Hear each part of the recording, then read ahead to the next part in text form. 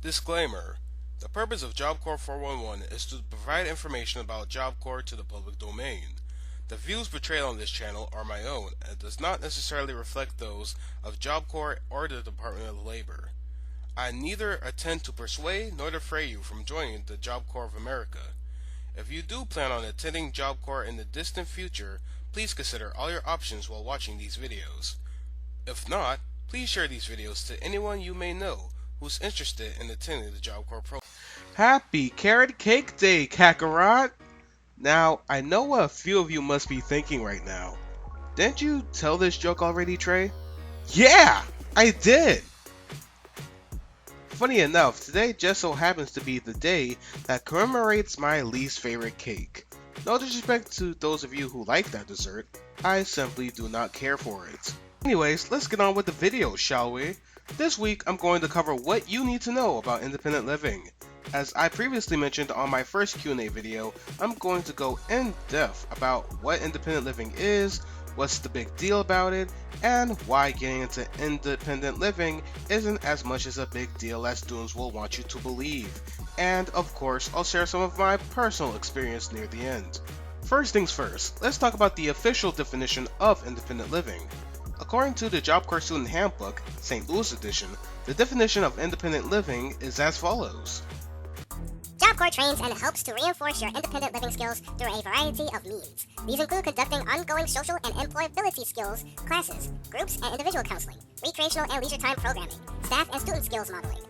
The student independent living skills will also be enhanced through leadership training, student self-management of living and working area, incentives, and by modeling standards of conduct that are acceptable in the community and workplace. Now that you know how JC defines independent living, allow me to tell you how indie living really works. As the name suggests, the indie living dorm is made up of students who are living independently from center culture. While the specifics of what makes up indie living varies from center to center, there are a few main characteristics to keep in mind. Indie living has no room advisor reigning over it. They have special rooms for special people, and that they basically haven't made, or so they want you to believe. In my personal experience, I only had one center that had a functional, operating, independent living dormitory. Unfortunately for me, it was the St. Louis Center. Not to say that I hate the St. Louis Job Corps, but I do hold resentment towards that place for multiple reasons. Reasons that I might go into detail about on a rant/review one day. Keyword might. When I first arrived to the St. Louis Job Corps Center, they had me placed in Dormitory B right away. Traditionally, new students move into Dormitory C, that is, if you're a male. All females stay in Dormitory A. However, since I was a transfer student, they had me skip staying in the orientation dorm and straight into the permanent dorm. In Dormitory B, they have each living hall divided into 4 dorms, or quads, depending on your terminology. Each dorm was given a name after an influential figure. John F. Kennedy, Martin Luther King Jr., Justin Bieber, Adolf Hitler, Mickey Mouse, you name it. For the majority of my stay there, minus events that had students move into temporary rooms, I lived in the Thomas Jefferson dorm. It had 8 rooms, each holding up to 4 students. It had a presidential room for the dorm president and vice president, and at the end of the hall, there's the independent living dorm.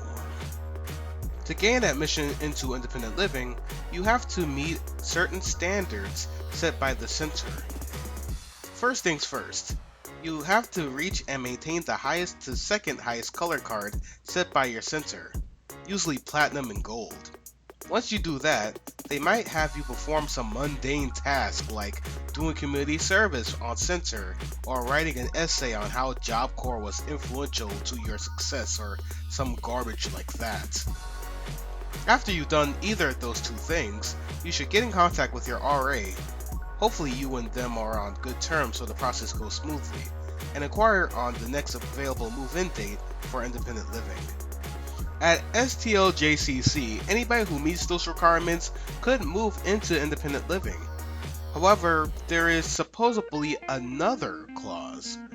I never seen this actually happen, but apparently you had to get along with your future indie roommates before moving in.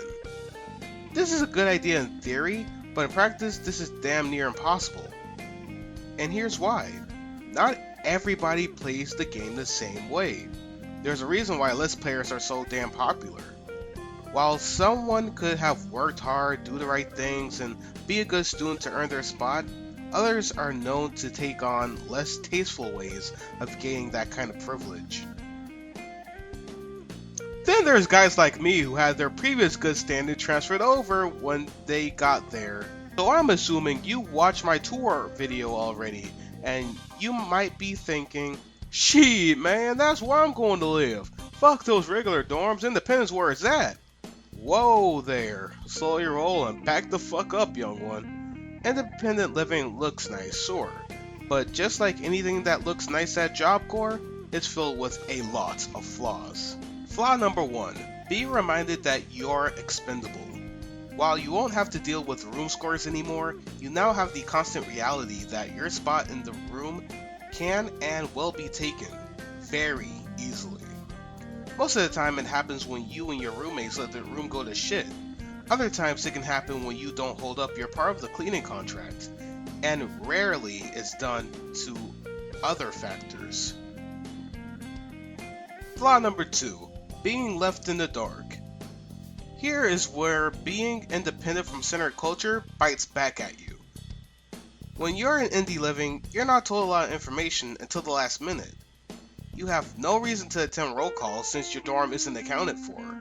The only reason you would have to go, if it's a big announcement like the RA is leaving for good, or that the center is sending students home for a week until they get the gas leak fixed. The last time I had to attend a really big announcement at roll call was the day I left, and they announced that they changed the entire formula of independent living to make it some type of lottery where those who met silver card and up could easily just get in there as long as they had the right qualifications. And finally, flaw number 3, center culture. Basically, center culture can warp a student's perspective on reality. In this warped reality, indie living students are seen as untrustworthy or egocentric. Untrustworthy on the lines of that dishonest guy I mentioned before, and egocentric on the lines of rubbing their privilege in others' faces. You know the kind of person I'm talking about. That guy who brags too damn much about what they have and how they're better than you because of it. Because of those two stereotypes, students feel justified by stealing from independent living students and using the independent living kitchen for themselves. This being a case that happened to me. Personal story time! One day after training, I found out my phone, my earphones, and all the money I had in my wallet was stolen from my locker, except for like 3 cents. And before you ask, yes, the closet was locked.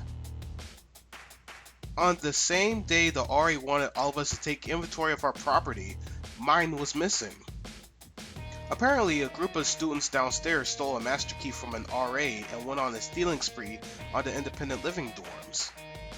It wasn't until later on that day where the RA of the dorm next door was able to get my phone back, albeit without the case, and told me what happened. The thief had my contacts and phone call history erased, more than likely with the intent to sell it to a pawn shop. Yet, everything else was left as is. The accounts were still logged in and the lock screen still read property of. Thankfully, the thief wasn't that smart because of how they were caught so easily. I'm even more thankful they didn't do more damage to my phone when I had the password off for that day. The center never compensated me the money for that was stolen. Because of how I didn't have proof that I had $35.78, their policy didn't allow it. Understandable. I don't agree with that, but understandable. Anyone could say that they had $100 stolen from them, and they would cheat the system had that policy not been in place. The head of security offered to compensate me for the earphones, but that never happened. So at the end, I ended up buying a new case for my phone out of my own pocket, and I had an on-off relationship with earphones ever since then. Yeah, that whole experience was a fucked up situation. This was just one incident that piled on to my current resentment towards this center.